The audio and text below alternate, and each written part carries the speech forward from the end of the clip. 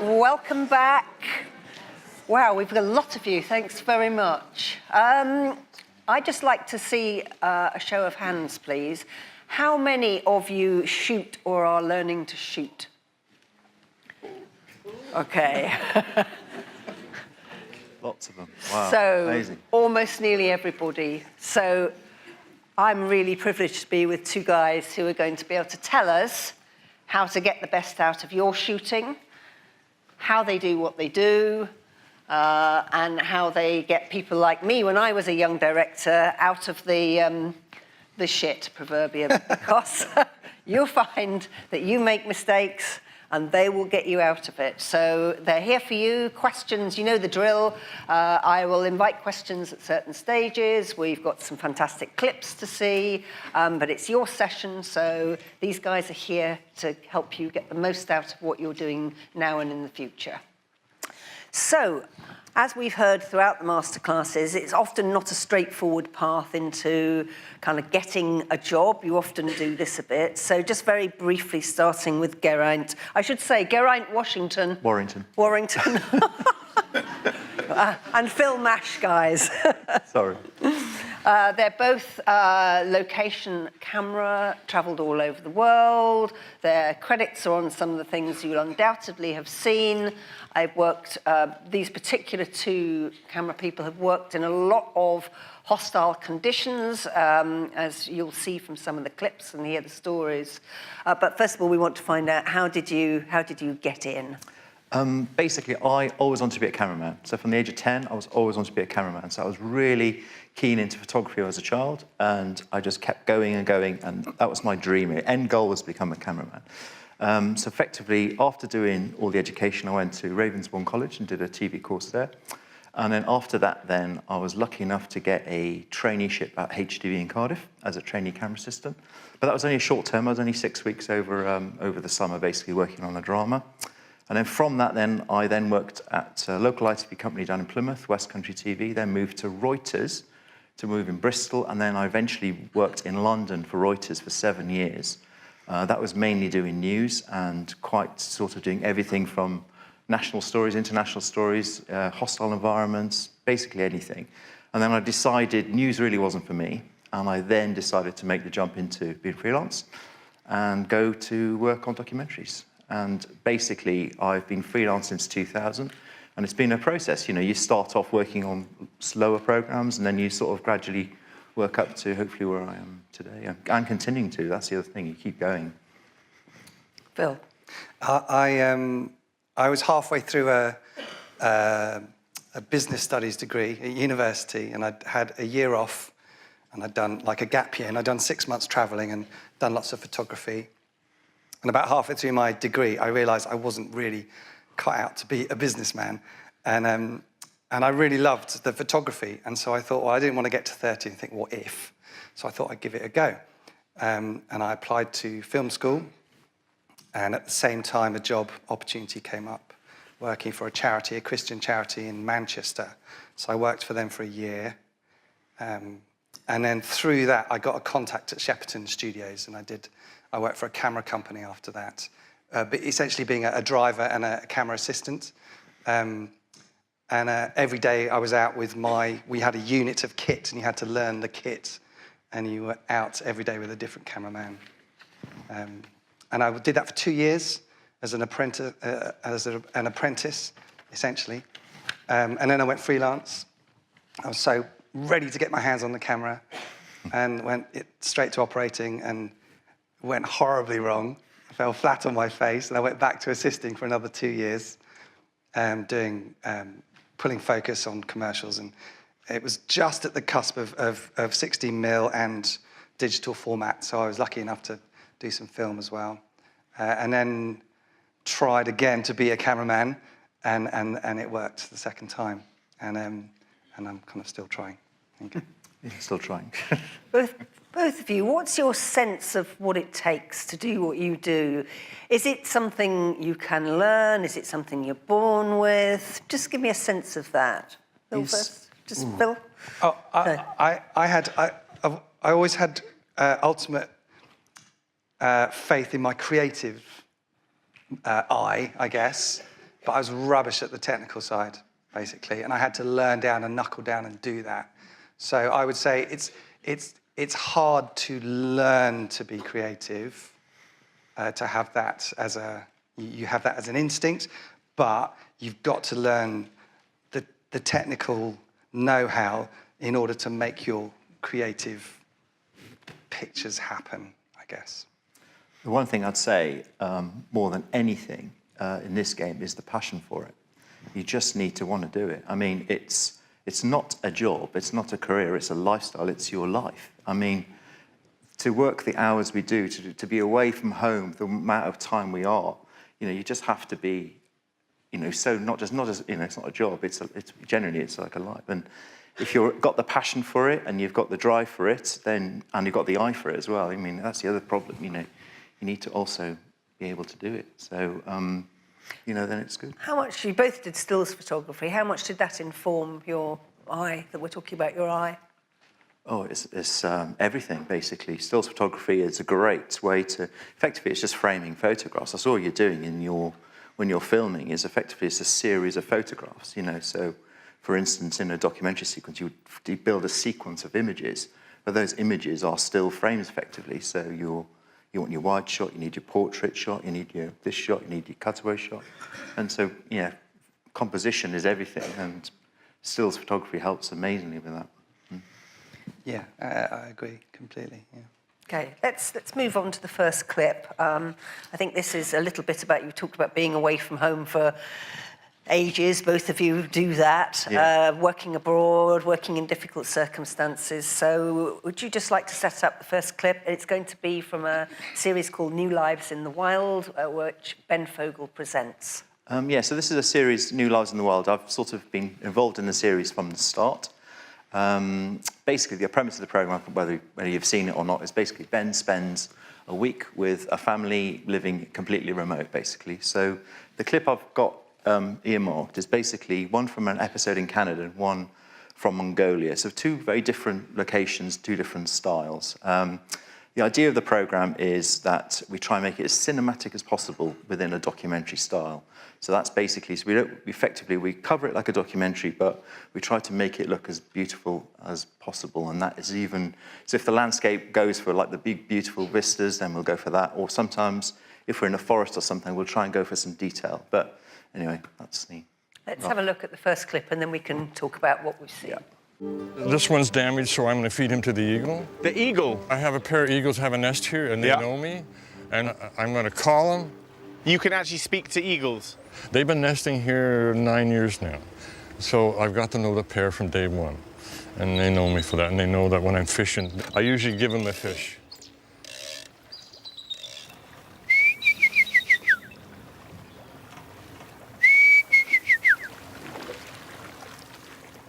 What's that over there? Oh, yes, See, there they are. There they are. Yep, he's coming. Here they come. Here they come.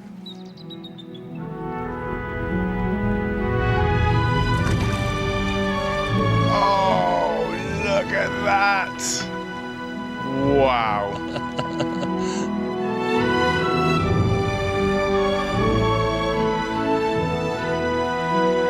Oh, here's one right here. He's going to chase him. He's going to take it out. Look at the fight.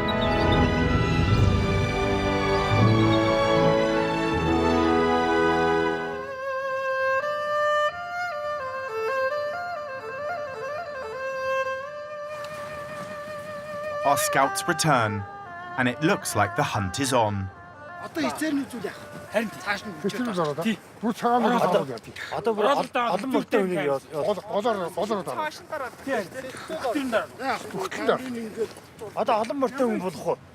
saw three. They jumped three, and they gone in this direction. they dropped below this ridge. We couldn't see them. They went right around us. So we're gonna have to set it over that mountain. Okay, so go over this brow.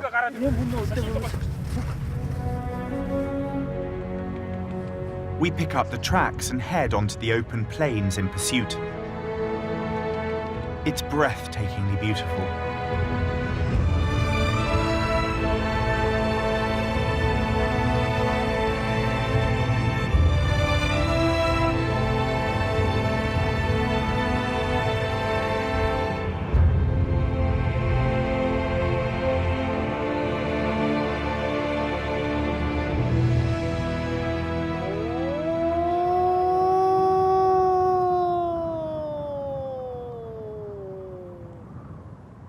we eventually spot 2 wolves on the mountainside, and the farmers prepare their guns.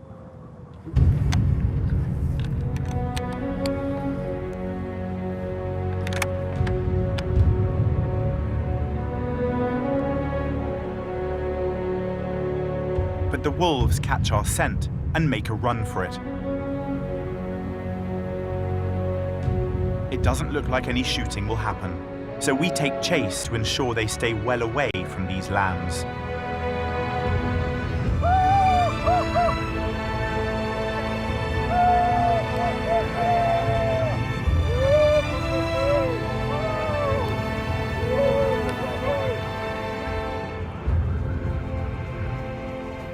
Go.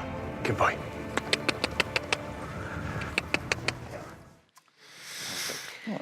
Okay, should we start with the eagle sequence? Yes. So basically, the eagle. What's classic with the program is the idea is that we sort of do something with the contributor. So effectively, we were doing a fishing scene with the contributor, as you saw, and then the idea was we're on the boat with the contributor, and then Ben was asking him questions, and then effectively, with fishing sequences, they're notoriously difficult because nobody catches any fish. It's a nightmare. So anyway, what happened? But luckily, we caught fish. How exciting! So anyway, we caught the fish, and then Ben was chatting away, and then the main contributor, Mike, then he basically went, I'm going to feed this to the eagles, and then threw it in the air, and then just as he did that, an eagle came down and then grabbed it and flew away, and it was the most amazing thing to see. And we were all going, oh my God, that's the most amazing thing. So we're filming from the boat at this point here now. And anyway, so as the boat is flying off, I'm going, brilliant, so I'm capturing all shots of it in the air, and then I basically turn the camera into high speed, and I shoot some high speed, then the other eagle then comes in and grabs it, so we get this amazing sort of fight sequence, then we're back onto the sequence then, where we're filming off the boat, and then we're just carrying on with the chat. And then we finished the whole sequence, and the director goes, that was amazing, we've got it, let's go back. And then I sort of went to the director and said, look, it's very important, we haven't got any geography shots, we haven't got any shots to show us where we are, basically, in the whole scene, because we're just on the boat at the moment. So we said, well, let's go for a wide shot. And I said, well, the problem is we're in the middle of the lake, we can't get anywhere. And there was a tiny mound, there's a little rock, basically, in the lake. I said, well, we can get onto that bit there. And then the director said, well, we can't put you on the rock in the middle of the sea. So, well, we can. So anyway, that's what we did. So we landed on the rock. We all climbed off. It was a bit of an effort. So then the director's going, oh, look, come on, guys, we really need to move on. You know, time's always your enemy on shoots. And anyway, then we got onto the rock, and I managed to get this amazing wide shot to just set up the whole scene. And then, sure enough, by chance, then he caught another fish, basically, which is amazing. Like, caught another fish. And then he went, let me try it again. And then that's what you saw. Then actually, as he threw the fish in the air, the eagles came again, which is unheard of. You never get 2 shots at it. But then actually, that was a better shot for me, because actually then I was able to get the eagle coming in on the longer lens and then capture it. And then that's the shot that actually made it into the program.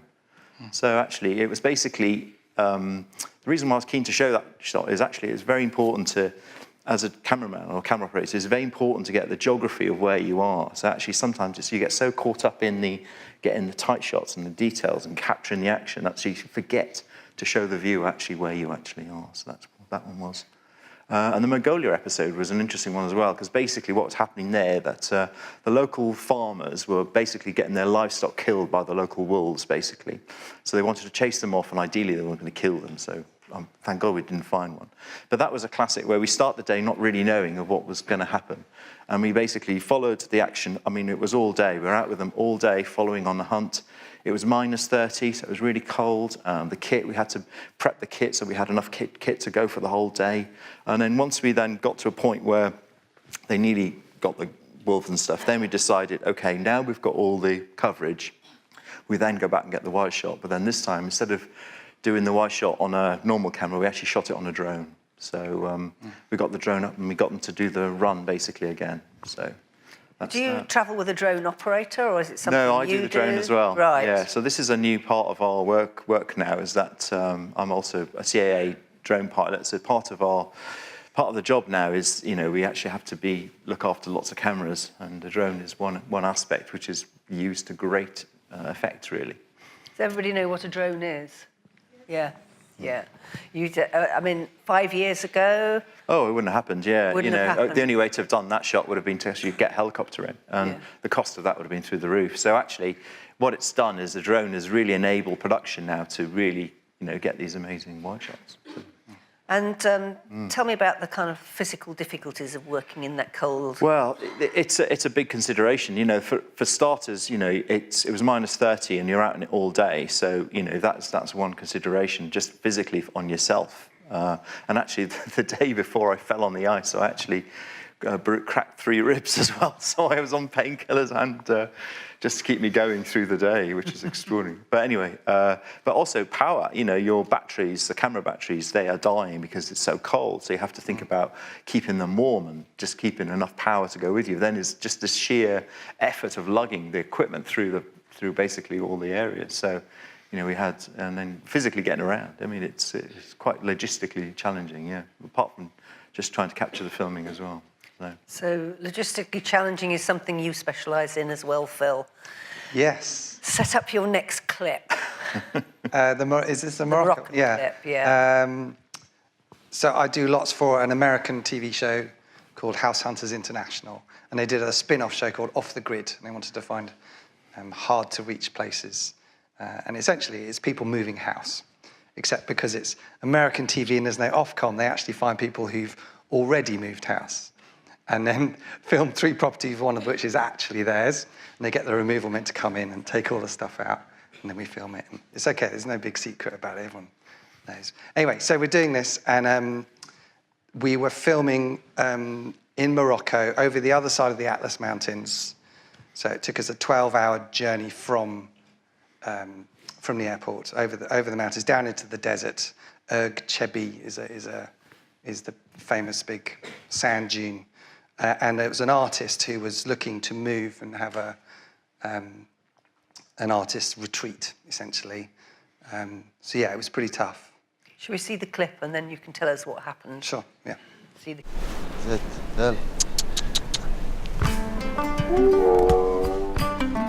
So you've grown up with camels? Yes, all my life in the desert or with the camels. Life in the desert can be harsh. Nomads and village dwellers have relied on the hardy camel for centuries to carry supplies and precious water. So can we experience a little bit of that? Yes, life? of course. Karen has moved away from the frenetic art scene in Melbourne, Australia, to find a place where she and other artists can recharge their creativity at her desert retreat. I think we're too addicted to computers and phones. To properly re-energize, you go without those things.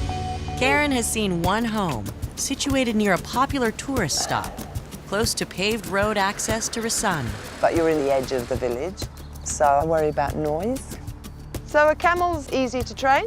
Yeah, very clever animals, that's for sure. They don't look so clever. I think the concept of a residency in the middle of the desert is fabulous, but I think she's going to come up to a lot of challenges. Both Jess and Youssef agree. House One's road access to the city of Rasani could make Karen's life easier, and the price is below her fixed budget. There are practical elements. I'm not sure how isolated you really want to go or how far out you want to push it. If I can find a place that also gives me that magic feeling that I first experienced when I was there, I'll be happy. So Youssef hits the road in search of inspired and remote places. I don't know how you think you're going to find it again. While buying vacant land is forbidden, Youssef finds a property with some structures for sale. Here, Karen can build her own retreat, but Jess is worried her friend could get in over her head. I love it. It's so quiet. On that land, we have a 2-room built already. Yeah. Another one is over there. Yeah. Do you know kind of what sort of price this one is? The price is a little bit higher. It costs like $20,000 or $30,000. Right. I'm not really understanding why the one we've seen was less. That's why it becomes expensive. It already has a permission and a papers, and it's easy for you to build more. If it comes with papers, that's... Yeah, it saves you a couple of years of bureaucracy. So even though the price is 20 to 30,000, I'll probably save 30,000 just in that. Very good. So sand, heat, sand, and a nutty woman. Yes, yeah. They were both very cool, actually. Yeah, both a bit nutty. Yeah, the sand was a nightmare. It wasn't so much the heat, actually. The heat was okay. You just need a hat, you know. But the sand got everywhere, and mainly because the wind every day about 2 or 3 o'clock, the wind would pick up, and it would be crazy windy the rest of the day, which we just weren't. Well, I wasn't expecting.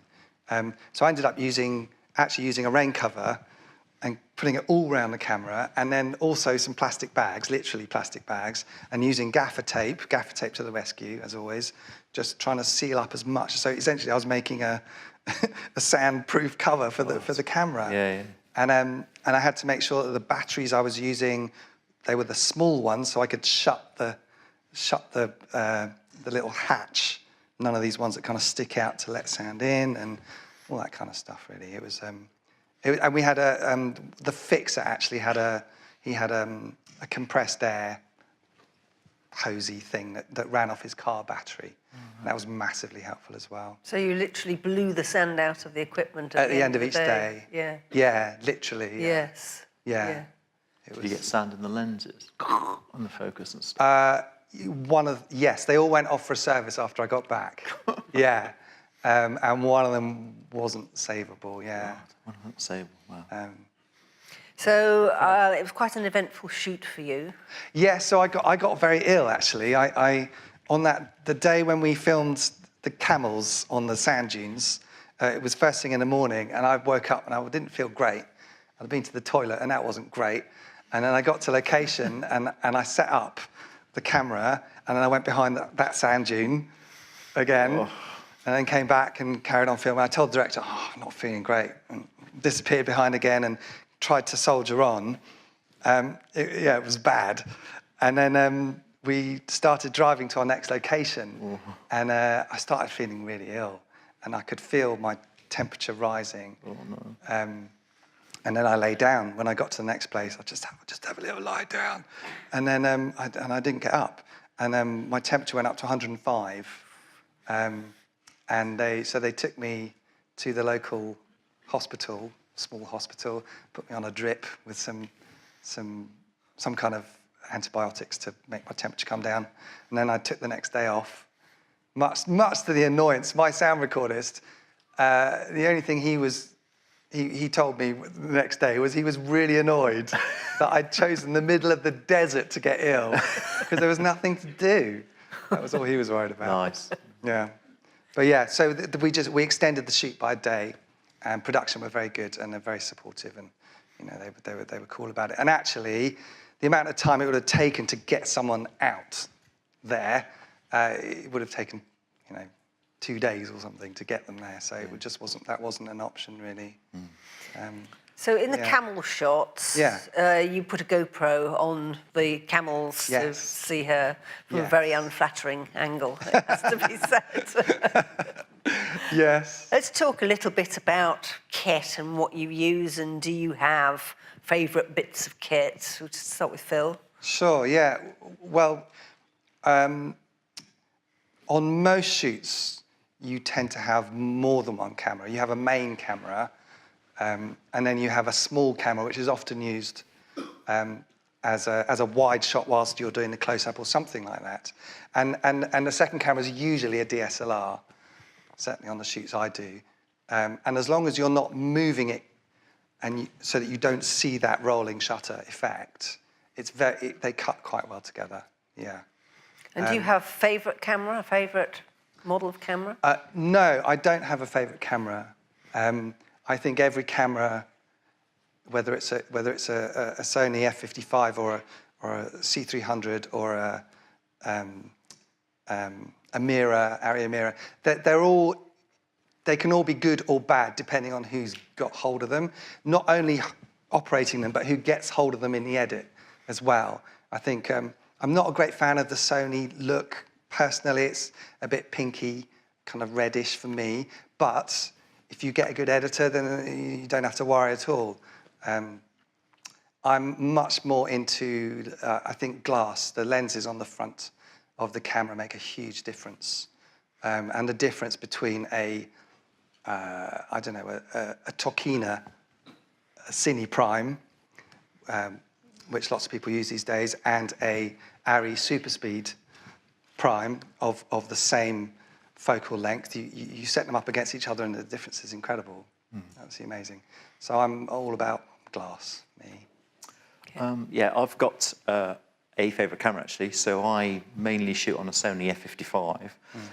The reason why we love the Sony 55 is, for starters, it's a super 35mm sensor, but it's an amazing quality camera. It shoots at all the resolution up to 4K. It's also quite lightweight as well. So for the stuff I do, particularly on new lives, it's very important because 90% of the stuff we do is actually on the shoulders, handheld. So actually, if you had an Amira or an Alexa, then it's really tiring if you had to handheld for a long time. And normally you have a zoom on the front as well to give you the coverage you need. So it's a Canon CN7, which is a notoriously heavy lens as well. So, so when you start bulking it all up, it's actually quite a lot of items to carry around. By saying that though, I do love the ARRI cameras as well. The Alexas and the Amiras and the Alexa Minis are amazing cameras. They certainly have their place, but certainly wouldn't work on the jobs that we do. For starters, the Amira and the Alexa, they're just too power hungry. They need so much battery power to power the camera, and therefore, you know, when we're out in the middle of the wilds and stuff, 90% of the time we're off Jennies, you know, so we're taking a petrol Jenny to power and charge our batteries overnight. So, you know, we haven't got access to power. So if you had to have, you know, 4 chargers going to get you through the day, you know, then your power's through the roof, you know. So actually, that's my favourite camera. And lenses as well, I'm 100% with Phil on that, you know.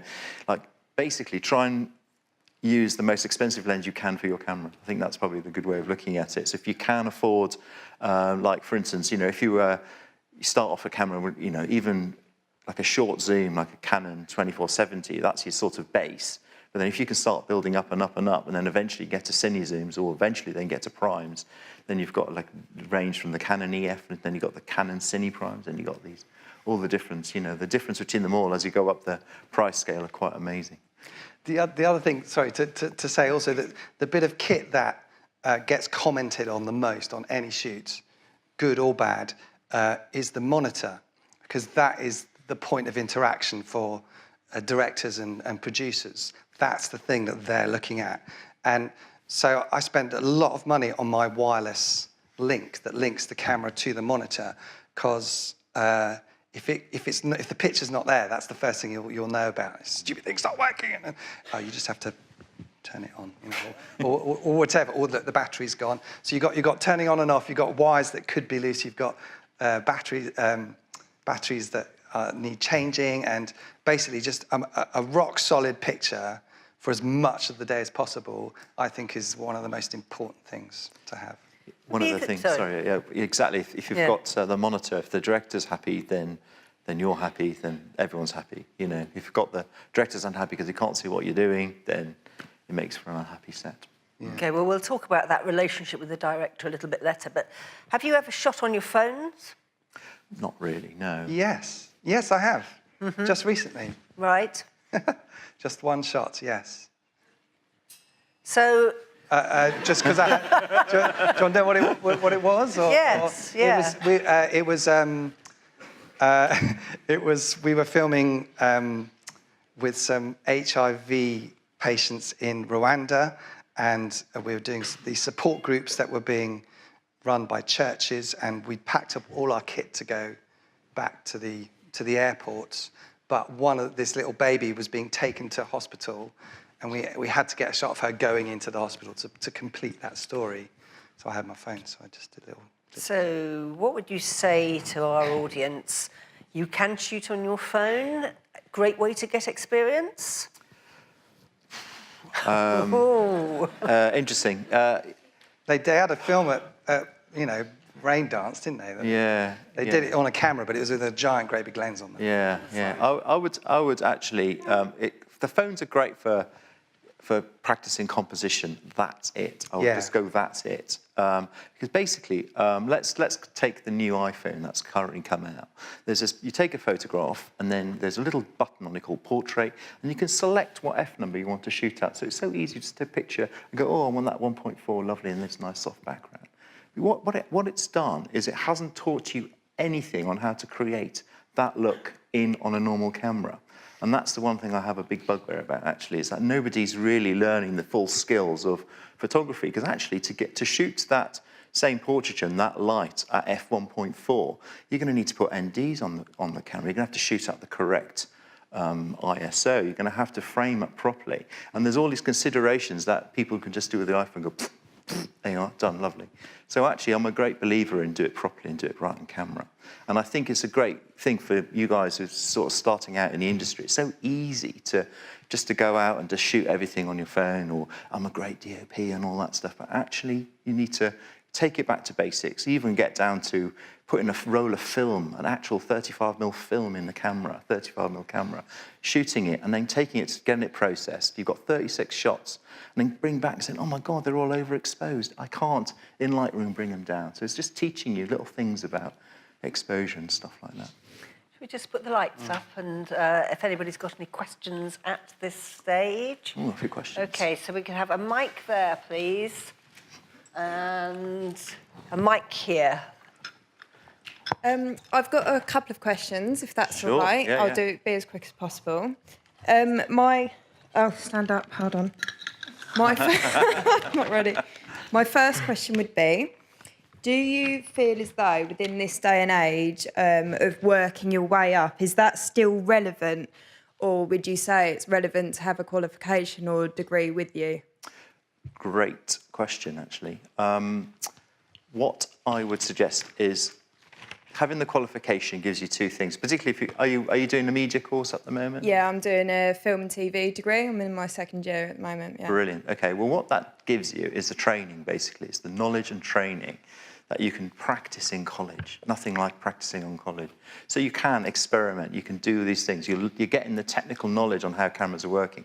You can get in all this experience on lenses and stuff like that. So when you then take that qualification and go into the industry and actually work on a true life set, you're not making mistakes on set, you're actually just enhancing your experience. So I went to the college route as well. So I did 2 years at Ravensbourne, which is amazing. And I have to say, those 2 years gave me the best foothold ever, because I only just did shot, I edited, I did sound, I did vision mixing, live studio, I mean, everything. So it was really great. And then when I then went to work in the industry as an assistant, I sort of already knew, oh yes, I know, you know, the sound recorders, I know why he's sort of upset because he needs to get the planes over the top, or the noise of the guys doing the handheld is crunching over the dialogue, you know, things like that. So I would also, and also the other option, of course, is that giving qualification will then give you another backup as well. So if, for instance, I would desperately want to be the new Roger Deakins, you know, I'm going down that route, and actually you might find you're a brilliant editor or something like that. At least you've got the qualification, you know, you've got something to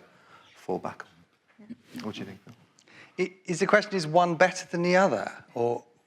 Well, just a bit of both, really, because you meet so many people that say, right, I've been a runner and worked my way up and stuff like that, but so many tutors and stuff say you need to have a qualification behind you when you encounter them, and that sort of goes into my next question of how do you come forward to these people and say, oh, can I shadow you, or can I have an opportunity? How do you go about that as well? Yeah. Qualifications are great. Absolutely, but you will still have to work your way up. I don't think it's a replacement for working your way up. There's nothing like experience. I think the word expert comes from the same word as experience. That's how you become an expert, by experiencing So just stuff. to go to the point there, how would somebody find people like you? They could come and shadow, do unpaid work as an assistant, and understand what you do.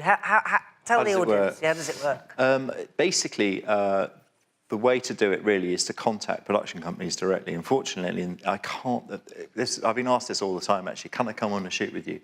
The problem we have is because we just get booked by the production company, so we can't bring anyone onto the production without the production knowing. So, and they like to have control of that. So effectively, what happens is you contact the production companies directly. I'd like to come along and shadow the shoot, and then they basically 9 times out of 10 they'll go, oh yeah, great, come along. You know, particularly if you're keen and enthusiastic. And then when you're on set, then we can spend time with, you know, as you go around and things like that.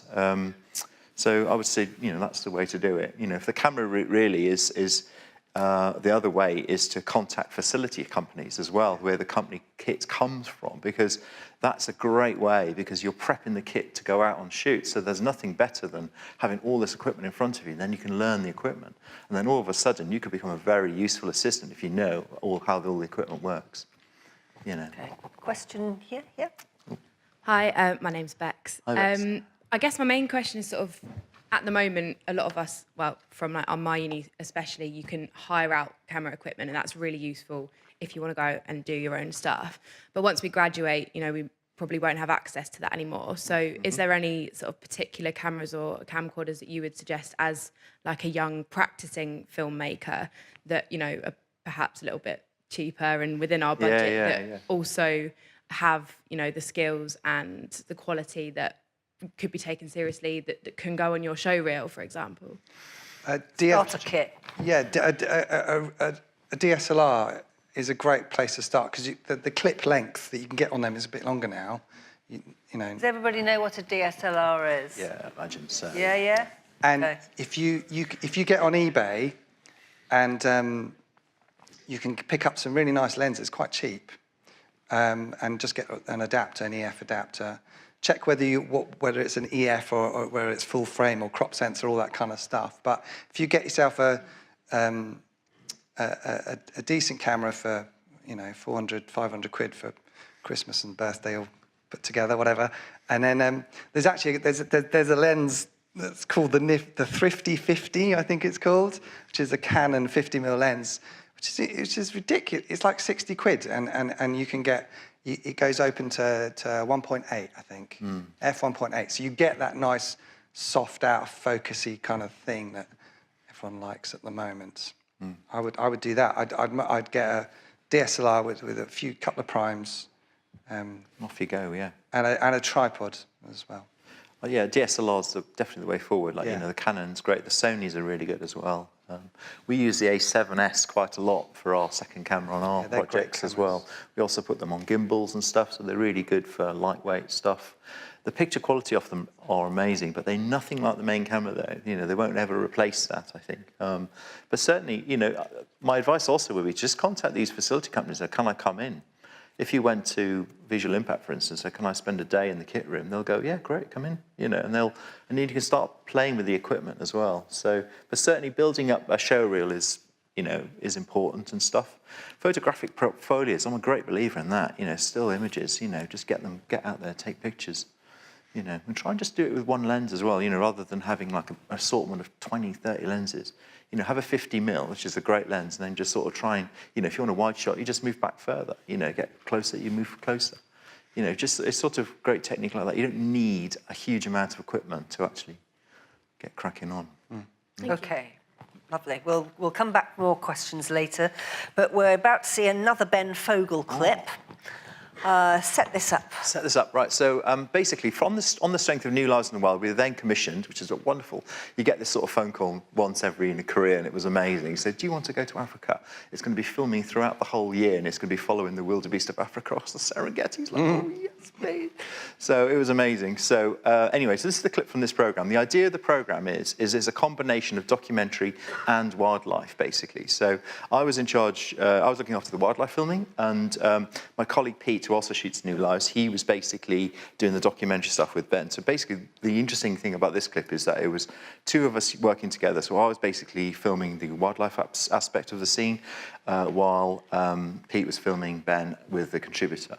So effectively, it's a series about wildebeest crossing Africa, and Ben also meets the people on the way. So I've actually included the initial sort of first clip to give you an idea of what the whole series is about, but then there's one scene in particular on a river crossing in Kenya. And just as a slight health warning on this, it's quite grisly at the end.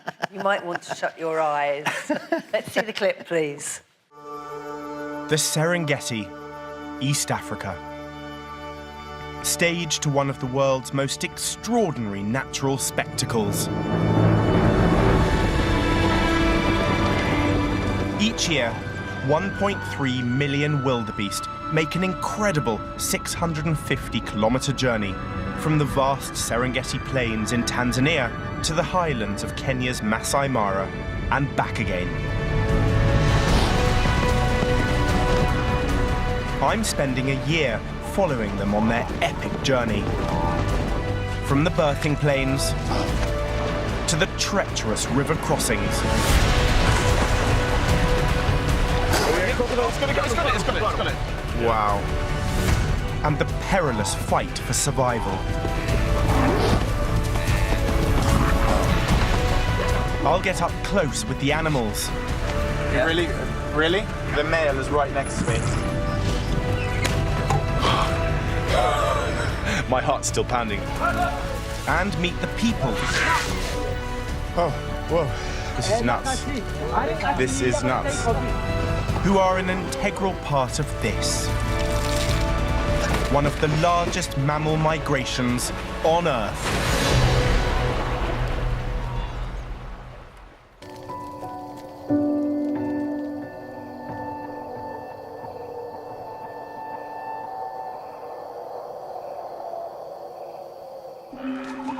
The wildebeest have grazed across the northern Masai Mara for 3 weeks. And now, in search of new pasture, they head back down towards the river in their droves.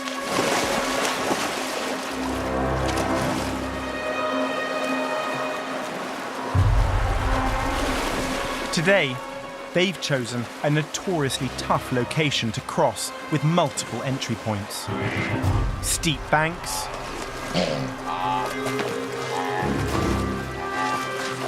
and deep waters. Joining them are some of the 250,000 zebra who also make the Great Migration.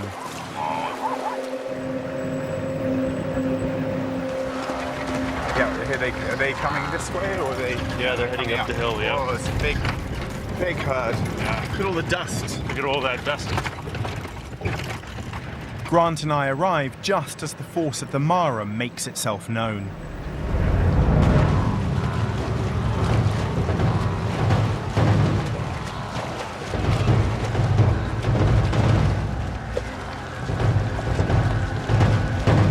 Look at this crocodile right here. Crocodile. Yeah, okay.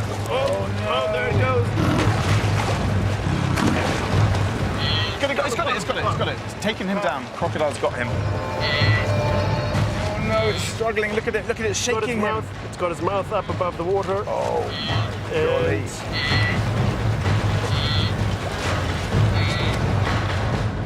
Oh, its mouth is struggling for air. Open. It's. Oh no. Oh no. I can't bear to watch. There. Oh dear. That's great. There you go. Do you see that everybody's reaction is the same, but you're behind the camera filming Yes, that. that's right. Yeah. It was amazing, actually. It was. We'd been out there. I'll briefly one. Basically, the crossing happens at like within a month period in September, and basically, but this year the crossing was like all over the shop because of the rains were falling in the different place and they weren't there. So the production company had to book us basically. Right, we're having a 2-week window. We're going to have to go. We're going to have to go with it. If we don't get it, then that's it. So we went out, and I went out a week before Pete and Ben came out. So basically, to try to get anything. And when we were out there, we were getting some crossings, but it was really they weren't that exciting, and it was all a bit dull and stuff. And we were thinking, oh well, hopefully we'll get something. And then this one particular day, both of us were there. So we had main unit, and then I was doing the wildlife. And so I was on the crossing, and then we were just filming, and then all of a sudden we radioed, shit, they're coming across now. So we radioed on to Ben and the guys. So then they raced it across. That's where you saw the cow sort of racing across the dunes. We were already filming the crossing at this point here. They got into a position. The one thing you don't see is that there's loads of other tourists as well. I mean, it's chaos. There's about 5 other trucks every side. We were in a good position, actually. So we were filming off a Land Rover, and I had the sticks on the top. I had a 50 to 1,000 mil lens. It's the most extraordinary lens. It's a Canon. It's worth about 80 grand. It's the most beautiful lens, but for that long as well. So anyway, and we were shooting on the F55, and So I was also in high frame rate, so I was going at 150 frames for a lot of it. And anyway, we started the sequence, then basically the director's going, right, they're talking about what they're going, and the glasses as well. So then the sound recordist in the main vehicle had a link to our vehicle, so then basically we could hear what Ben and Geraint Hopcraft, the expert, were saying. So all of a sudden, then they saw, oh my God, there's a crocodile. So then, poof, we're on it. So we're on the crocodile, and then just by luck, it was in a good position to get it, basically. And that's what happened. So we just filmed it. Then I went to normal speed then, because of course, if they're talking about it, you can't have it in off speed. And then, so I was filming the crocodile taking down this poor wildebeest, and Geraint. You never wanted to shut your eyes. No, I never shut their eyes. But actually, as it was, the scene continues, actually. But then they then went and took a zebra as well. I mean, it's the most extraordinary afternoon. We had 3 kills in that whole sequence. So actually, within 2 hours of filming, we had part 3 of that whole programme done. 15 minutes of the whole show was shot in 2 hours. Unheard of. So actually, that was the most extraordinary afternoon. And that night, we were just like, oh my God, it's the most amazing thing. And actually, what was even better, I mean, part of the same sequence is that a mother and a calf were separated. And then basically, we saw this lone calf, and I'm filming this lone calf, and oh my God, it's lost its mum, the mum's died, oh no, the calf's now going to die. And that's what happens, they get lost. And then I was just getting the wide shot, again, back to the wide shot, to establish where all the wildebeest had gone off into the distance. And then we could see this mum run towards the camera. So I got on the close-up on that, and it was the actual mum coming to reunite with the calf. So it was just like, oh my God, what an amazing sequence. You can see the whole sequence on my website if you fancy it. But I mean, it's just the most extraordinary afternoon. And that's what, with wildlife, it was just a bit of luck, really. We just had luck on our side that day. Did you have one camera? Yeah, so we had me and Pete, basically, yeah. So the reactions of Ben, did you do those? No, so Pete Pete Albone we had 2 of us out for that sequence. So Pete was in the other vehicle with Ben and Geraint Hopcraft, the expert, and then I was in a separate vehicle doing the wildlife. So those 2 things were actually happening at the same time? They were actually happening at the same time, yeah. Okay. So that's unheard of. No pickups. Yeah. Normally you have to pretend. Pretend, yes, that's right, yeah. So it was all done, yeah. Very cool. Yeah, so it was we were trying, we've been going for 3 or 4 days trying to make it work. We saw some crossings which were okay, but nothing really that exciting. Enough to, it was okay for a show, but then on the programme, of course, what happens is you see the sequences built, so you see smaller crossings building, and then you end with this monster where they all get taken down by crocs. So Okay, yeah. I'm aware of the time, so moving swiftly on, never work with animals or children or teenagers. You became Jedward's favourite camera person. Yes, I did. Yes, I filmed 3 series with them, with John and Edward. I can now tell them apart. I kid you not, I think it was probably harder herding 2 Jedwards than a whole pack of wildebeest. They were an absolute nightmare in terms of their attention span. Anyway, they're very nice guys and actually quite funny. Okay. Yeah. Shall we see the clip and then you can say how you got it? Okay.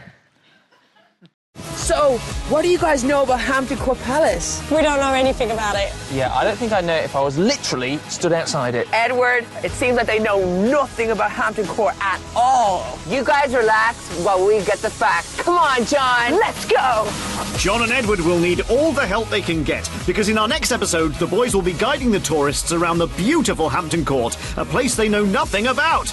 John will be helped by Stacey, while Edward will be with Ben. Each team will be given 3 stories, which the tourists will be tested on to find out who the best tour guides are. What is that? In fact, there is so much history in Hampton Court, the boys will also be facing some surprise bonus challenges. Stay tuned for those. It's time for the boys to meet their first expert. Meet Annabelle! All right. When it comes to Hampton Court, this girl is a fountain of knowledge. Let's hope Jedward are thirsty for facts. Please. Get out of here. This place is totally Japic. Yeah, the royal family must love living here. Not so much. Not for over 200 years, in fact. That means we can move in. We totally rock this place. Yeah, we'd be all over this. I'm sure you would be, but over its 500 years of history, there have been some pretty important people living here. VIP. Hampton Court Palace is one of the most famous buildings in Britain, but it's really two palaces, a 16th century Tudor palace built for Cardinal Wolsey and Henry VIII, and a late 17th century Baroque palace built for William III and Mary II. The palace has over 1,100 rooms, and together the palace and gardens cover about 60 acres. That's about the same as 33 football pitches. This place is massive. Can we go inside? Annabelle, what's going on? What is this place? Well, you're actually in the first courtyard, the base court of Cardinal Wolsey's palace, and this is where he would meet and greet all the visitors. And what is this here? This is a fountain. As you might expect, fountains run with water most of the time, but on special occasions, this one could be made to run with red and white wine. What? Wine? Oh, yeah. That's amazing. A wine fountain, anyone can have as much as they want, even if it's not good for them. Do you put chocolate milk in here? That is an interesting thought. Back then they had like really, really cool outfits, so would wine stain their outfits? Like what would they do with a stain? Like they didn't have like those special detergents to get rid of the stains. Urine is very good for getting stains out, so you might want to try that. What? Too much information, Annabelle, okay, too much information. That's like not cleaning your top. That's like just like going backwards and making it even dirtier. It's like staining it even more. Yuck. I think you deserved a medal. Oh, it was. Do you know? It was one of the best shoots I've ever done. It was incredibly challenging working in public places. There were usually at least 30 or 40 fans somewhere around, and it took us ages to realise why they kept turning up. It's because Jeb kept telling them on social media, on Twitter. Yeah. So we had 3 cameras, and essentially John and Edward, you try to give them a script to get the facts down because kids' TV, but they would just go off script the whole time. And actually, the way that we filmed it really helped that. So we had 3 cameras of wide, and then we were cross-shooting with the other 2, one on the expert and one on John and Edward generally. And that allowed them to just go off-piste and, just be there stupid. It's unusual, that, isn't it? Normally you would be on location like that, you would be single camera, and you would be expected to cover the wide, the cutaways. Yes, I think so. I think it was quite a hybrid show because it was almost like a studio show that we were taking on the road. Because we don't see that in that clip, but for the second half of the show, a load of kids turn up, and then John and Edward have to be the tour guides, and get it all wrong, and then it's all very funny. And so we had a floor manager, and we had to look after these kids, and so it was 3 cameras on location. Each of them with wireless links back to, so you had 3 monitors, we could see what's going on. So we'd have to go to each place, like Hampton Court, for example, and Recce, and work out what was going to happen where. It's interesting, actually, that at the beginning of every time you do a big sequence like that, you have a few moments with the director and your camera operators to just run through what's going to happen, and you do what's called blocking, where you're going to come in and you're going to stand there and you're going to stand there.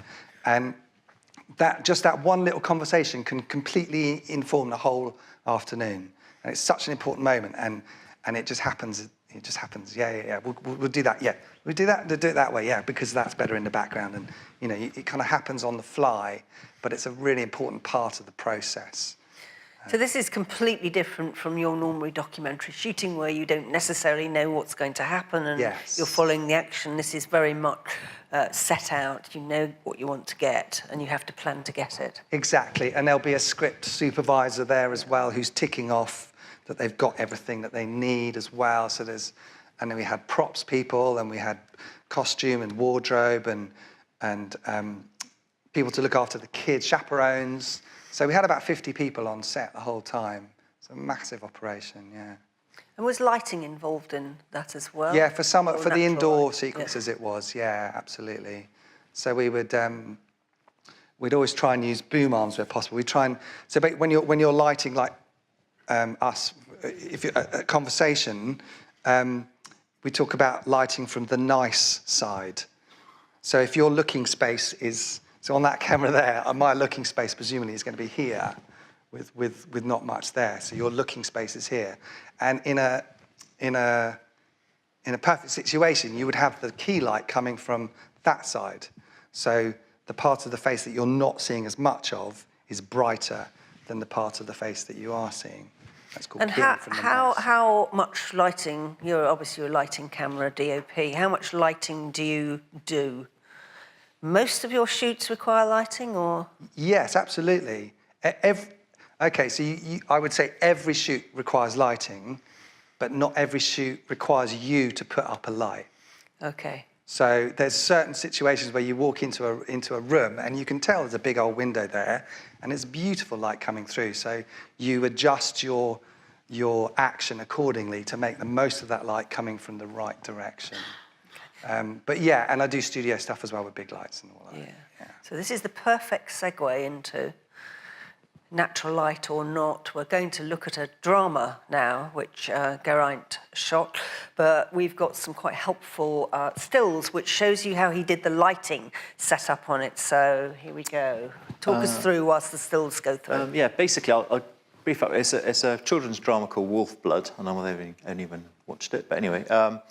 So effectively, the scenario is, you can see the picture here is an empty room, and basically, it was an interrogation scene. So, i.e., we have two interrogators interrogating one of the Wolfbloods, basically, about basically why everything. So the directive from the director was, I want it dark and moody, basically. So there you go. So if we could go back still, actually, I'm just going to start. So basically, what's the main problem that's striking you straight away is that it's covered in windows. I've got windows the whole side of the whole building. I mean, it's a nightmare. And I'm going to them and I said, really? Is this the room we get to film in? You know, ideally dark and moody, I'd have full control of the light, so i.e. no light coming in from outside at all. But they said, no, this is the room, this is what we have to do, this is it, so work with it. So my solution was, if you go to the next still, there you go. So what we had to do is there's a very elaborate draping setup, but basically where we drape the whole windows to not allow any light to get in, but basically enough to enable to put a light source behind it, so then you could see the lights coming through the window. So effectively what that enabled us to do was basically have full control of the setup. So, so effectively, the idea, because we were filming, you know, in a whole week, so obviously sun's moving all the time, so I needed to take the sun completely out of the equation. Basically, we needed to have full control of that room. And the only way to do it was to do that massive, elaborate draping setup. And we had to do that on the 3 setups, and that's basically the end result there. So you can see basically the lights I have coming through the windows is basically some HMIs from outside just coming through, and then effectively I had a light, like a diva light, just on top, sort of lighting a pool of light on top of the interrogation table. But that was for the wide shot, and then basically you light the wide shot very differently to lighting a close-up. So when we lit the close-up, then that meant I could get a light into the nice place, lighting from the nice side, as Phil was saying. So basically to make really nice modelling, a nice shape on the actress. So let's see the clip, and then we can talk a bit more about it. Cool. Ma'am, I strongly advise that you make a decision now. I have to agree that at this moment in time, I consider it prudent to recommend... What? To lock me up for something I haven't done yet. Look at her. Security! Why not arrest him? Because he might run someone over one day. All the guards are about to come in here through that door for, I don't know, punching their next door neighbour in 10 years' time. It's the only way. Cage me for this, and you will have an uprising, I promise you that. It's your choice. I think we need more evidence. Oh, you can't be serious. After everything we've just heard. Let's break there for today. Get up! You are making a big mistake. Mr. Smith, remember who I represent. You speak to me like that, you are also speaking to him like that. I know how to control it. I don't think you do. All that martial arts, all that sophisticated urban kid stuff, it's just a way of kidding yourself, isn't it? No. You're trying to rein in your wolf because you know deep down you can't trust it. I can. Never a doubt, not one. No. You never worried about what would have happened if your friend wasn't there to drag you off Jack the vlogger? We all have fears, Selina, and I think yours is that one day you're going to go too far. You're going to go too far, someone's going to get hurt, and then what, huh? You're going to end up in a cage, I guess. Smith! Tell me the truth. Tell me the truth, Selina. Do you trust your wolf? I still don't know who you are. We're trying to avoid human wolf-blood conflict. To do that, we need to learn all we can about wolf-bloods. If you want to help your sister, or Yana, Yana? then you should help us.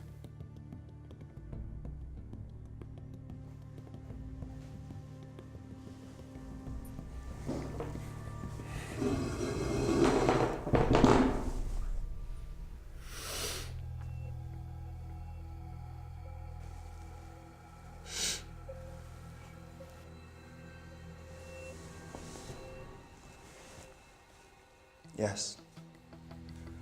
I have a sister. We've seen the Segolia records, and we know what happened to you both, the fire. Who gave you access to that? Seriously? Why is that public knowledge? We're not the public, Matai. What have you heard about the Morwell? You don't like us knowing about that, do you? Because it's the Wolfblood's nasty little secret. Your little secret. We can handle them all. We always have. In the wild, maybe, but the cities? In greater numbers now that the Wolfbloods aren't hiding anymore. What then? I bet you're wondering which idiots told us about this. Anyway, they gives you an idea of what we had to try and create. But basically, obviously, took all the drape out. It would have been just full of natural light splitting everywhere, and then actually no control of anything.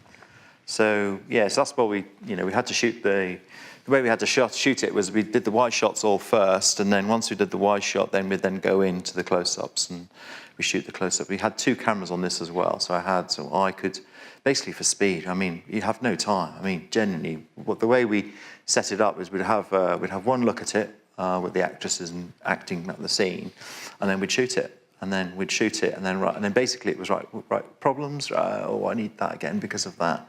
And then the director then would make the call, said, "Oh, I think it was okay. We can get around because we've got the other camera." And I mean, it was phenomenal. Yeah, we had 5 days to shoot. That's obviously a budget driving the schedule. Oh yeah, budgets. Yeah. In drama world, children's dramas are right down at the bottom level of budgets. So and then they obviously go up from that. But we needed to get through so many script pages a day, and the first AD's job was to make sure that, of course, we keep to that schedule. So I'd go to Vin, the first AD, would go to me, "Gee, how long do you need for this scene?" I said, "Oh, I need half an hour to turn it around. I'll give you 15. I said, "Oh no, don't do me that, And then you have to you look at the scene with the actors, and then you just go, "Right, God, that light needs to move there, that needs to come round. Oh gosh, here we go." And then you get 5 minutes before they do the checks. So that's when everything comes in. Then you look at the shots, and then you shoot it. So is this why both of you predominantly specialise in factual?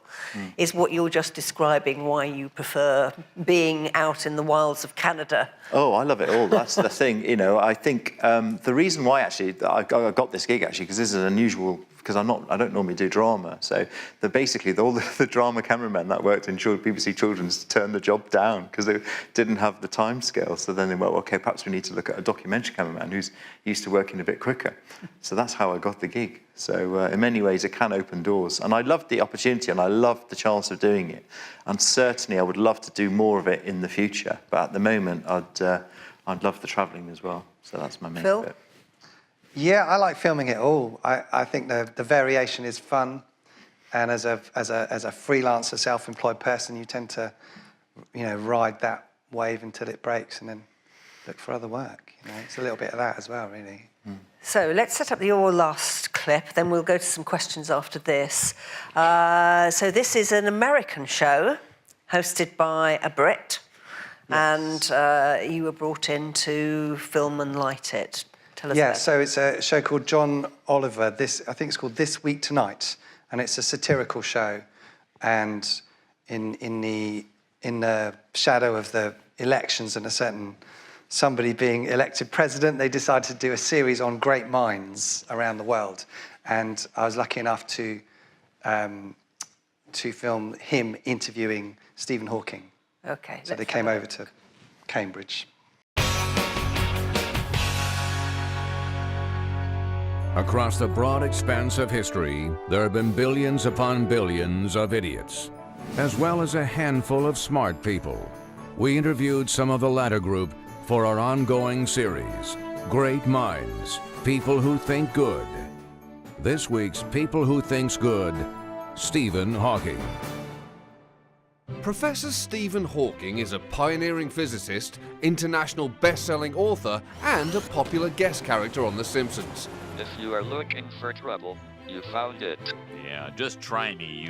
Oh! His breakthrough work on black holes and string theory is considered hugely important by anyone who pretends to understand it.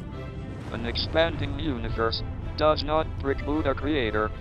I travelled to the Department of Applied Mathematics and Theoretical Physics at Cambridge University to speak with one of the world's greatest living minds. First off, congratulations on being the first subject of our Great Minds series. Be honest, is this the single greatest honour you have ever received? Yes. Good. It's a little hard to read your tone of voice. When you say that, are you being sarcastic? Yes. I thought so. If there is one thing you want people to understand about your work, bearing in mind that most people will never understand anything about your work, what would that thing be? Imaginary time. People think it's something you have in dreams, or when you're up against a deadline. But it's a well-defined concept. Imaginary time is like another direction in space. It's the one bit of my work science fiction writers haven't used, because they don't understand it. Ugh, idiots.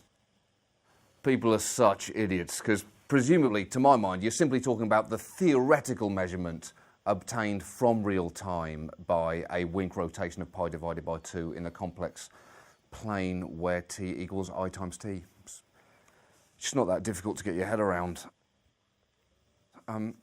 Let's talk about artificial intelligence. In a recent op-ed column, you said, and I quote, "Success in creating artificial intelligence would be the biggest event in human history. Unfortunately, it might also be the last." Are you saying that robots are going to destroy humanity? And is that a scientific argument or the pitch for an amazing movie? Artificial intelligence could be a real danger in the not-too-distant future. It could design improvements to itself and outsmart us all. I know you're trying to get people to be cautious there, but why should I not be excited about fighting a robot? You would lose. Well, okay, for a start, we don't know that, do we? We don't know that for sure, because what could a robot do that I couldn't then fight back with by simply just unplugging him, right? There's a story that scientists built an intelligent computer. The first question they asked it was, "Is there a God?" The computer replied, "There is now," and a bolt of lightning struck the plug, so it couldn't be turned off. Holy shit, that's the most terrifying story I've ever heard. Yes. Wonderful sense of humour. Oh, yeah, it was really tricky filming when he came in, and we, called action and all 3 cameras are running. He kept talking over... Oh, so bear in mind that these questions had been sent to him 3 months ago because he needs time to type out his answers 1 letter at a time. And he kept talking over the top of John. And it was getting quite frustrating. No one wanted to say anything, because it's Stephen Hawking.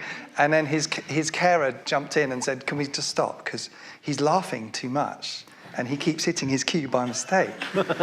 So we had to just stop and take a moment and for him to compose himself. So that big smile you saw at the beginning, that was a big reaction from him in his stage of life that he was then. So yeah, we had to start again. Yeah. So, obviously the 3-camera shoot, so 1 on each of the yes, people we had and the wide shot. And the wide too. And we put normally you would put the track on the wide shots, but because Stephen had so little movement, we decided to put the track on his camera. So it was just a little bit of movement to his shots, just to, make it look nice. So one final question from me before we open it to the floor. Working with directors, just talk very briefly about the relationship you have with the directors. I mean, is it down to the, literally, they are calling the shots, or how much responsibility are you expected to take? How long is a piece of string? It's every variation of those things. And when you first work with the director, it's about finding out where that line is. So there's some directors who are all about editorial, about script and what's said, whether that's a drama or documentary, and all they're doing is listening, and they leave it. They want you to compose the shot, make it look as nice, make sure that the sequence cuts together. And then there's other directors who are really visual, and they have a very short leash on you, and they want to check everything that you're doing and work with you, much more finding the frame. And so there's every variation, because everyone's different and everyone works in a different way.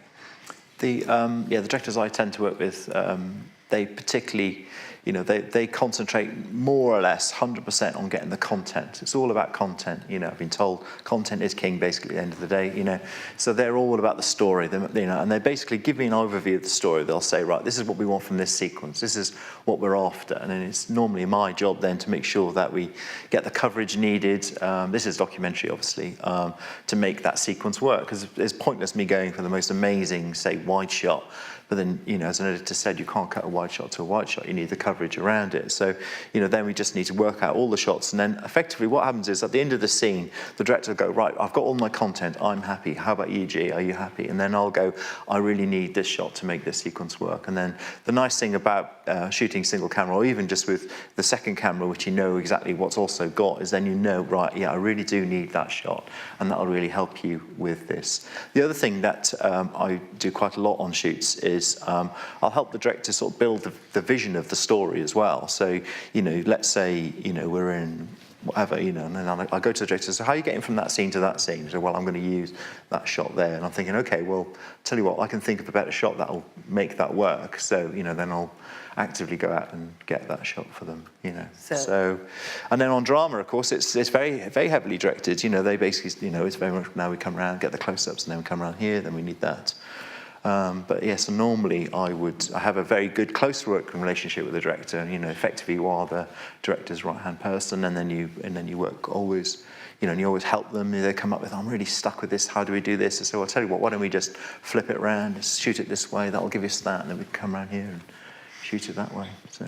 Okay, lights up, please. We have time for just a few questions, so we'll take middle back there. Anybody else here we can get a mic to, wants to ask a question here? Hi, chaps. Hello. It's a very good talk. Thanks very much. A lot of interesting stuff there. Brilliant. Very good. Just a couple of small questions for you about equipment. As someone who's stepping into videography and been doing corporate jobs and so forth, would you say it's a more bankable thing to invest in an expensive handheld gimbal, or maybe step back and have a look at steady cameras for small jobs and short films and such? Ooh, interesting question. The way I buy kit is I'm always dictated really by my clients really about the work you've got. So for instance, it's pointless for me going out and buying a Steadicam, for instance, because I'm not a Steadicam operator. However, for the work I do, having a handheld gimbal is very useful. So, and I do have one actually. But I need one that's quick. So, so I don't have a Movi, which is takes a long time to set up. I have a Ronin thing. So it's in the box, it's ready to go. I lift it up, I shoot it, bang, put it back down, back on the main camera. So with regards to buying kit, you buy to your work that you've got. I was once told when I was looking at buying a very expensive camera when my work was all in another field, I said I was going to spend £30,000 on this new camera. And actually the person that I was going to buy the camera from, he said, well, what's your work at the moment? I said, well, I'm just sort of starting out. I said, well, mate, you'd be better off just hiring for a bit, build up your client base and then go. Because there's nothing worse than buying a very expensive bit of equipment and then you can get it on a job once a month. So you need to get it working for you. So that's the key really, is to buy for your clients, buy for the work you've got, and then if you think that a bit of kit would be very useful for the jobs that will enhance your work, then go for it. But, you know, don't overstretch yourself to the point where you've, say, invested £20,000 or £10,000 and you can't pay it off. That's the other thing as well. I'll be lucky with that amount. And kit's a bit like, it's kind of stocks and shares. I find that you buy something and you use it, and if you look after it well, you can get a good bit of money for it when you sell it second hand. And then when the next bit of kit comes in, ready for you to want to use, you know. Can you be quick, because we've got your... Yeah, I was just asking about, do you think it's worth upgrading to mirrorless for video at this time, or is it a bit too early? Mirrorless, interesting. Do you mean DSLR cameras? Well, everything I shoot is on DSLRs, but mirrorless seems to be boosting up ahead with cropped 4K and whatnot. But well, the A7's amazing. So is there's a new Canon out that's mirrorless. So I don't think the mirror makes much difference. Do you mean changing from a DSLR to something without a rolling shutter, like a C300s or something like that? Yeah, it depends on what you're shooting. If you're shooting lots of stuff that's moving, I would go for C100, C300s are great, or the FS5, FS7, and I think you can really tell if it's got that rolling shutter. You get that funny kind of movement. Yeah. Thanks, gents. Appreciate it. Thank you very much. Who's got the mic? Hello, Jen. We'll take one more question at the back before we finish. Okay. Hello. I actually have 2 questions for you. Forgive me. No problem. You need to be really quick if you've got 2 questions. So the first one is, what qualities does a good DOP will have? Is it only technical knowledge, or...?